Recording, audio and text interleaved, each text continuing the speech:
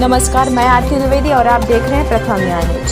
Akhil Bharatiya OBC महासभा OBC ST संयुक्त मोर्चा के राष्ट्रीय अध्यक्ष ललित कुमार जी के शिगरौली आगमन पर निगरी से निवास तक बैंड बाजा के साथ बाइक रैली निकालकर निवास में किया गया भव्य स्वागत, जिसके उपरांत ओबीसी राष्ट्रीय अध्यक्ष मीडिया से रूबरू हुए और अपने उद्देश्य बताए, जिसमें 14 सूत्री मांगों का उल्लेख करते हुए एसटी ओबीसी का प्रदेश व देश में जन प्रतिशत के हिसाब से अधिकार न दिए जाने का उल्लेख किया। वह पूरे समाज को जागरूक करना, उनके हक और अधिकार के लिए लड़ाई लड़ मांगों का करने की बात की। साथ ही उत्तर प्रदेश के हाथरस में हुए दुष्कर्म का सख्त विरोध करते हुए देश प्रदेश की सरकार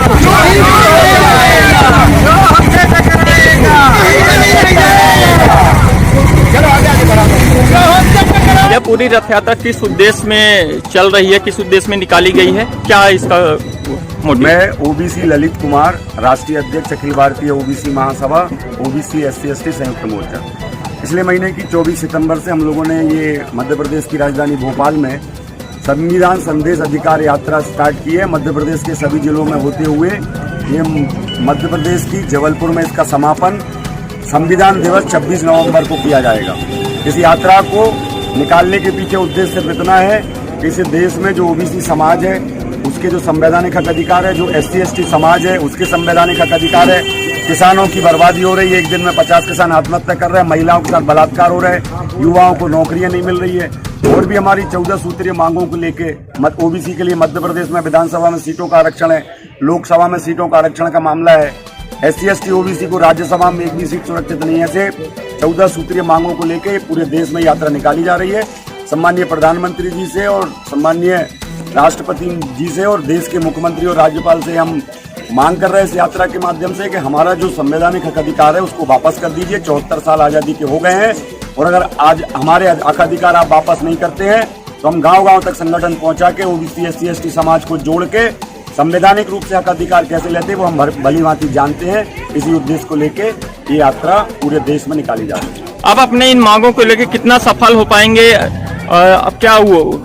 पूरी तरह से सफल हो पाएंगे। आज हमारा समाज पड़ गया है, ओबीसी के नौजवान जाग गए हैं और वो अपने संवैधानिक हक अधिकारों के प्रति जागरूक है।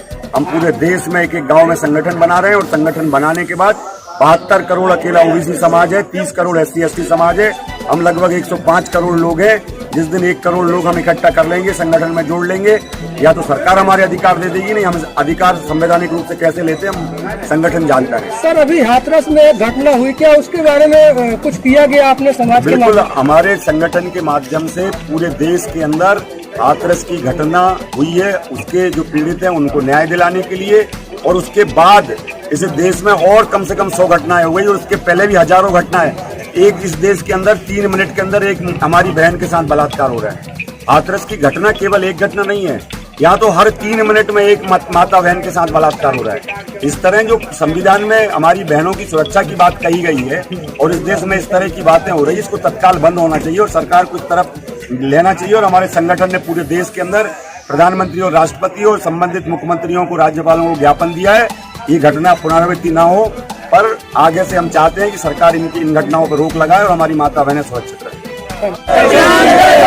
जय जवान जय किसान, जिसकी जितनी संख्या भारी वोट हमारा, राज तुम्हारा, नहीं चलेगा नहीं चलेगा, अभी तो ये अंगड़ाई है।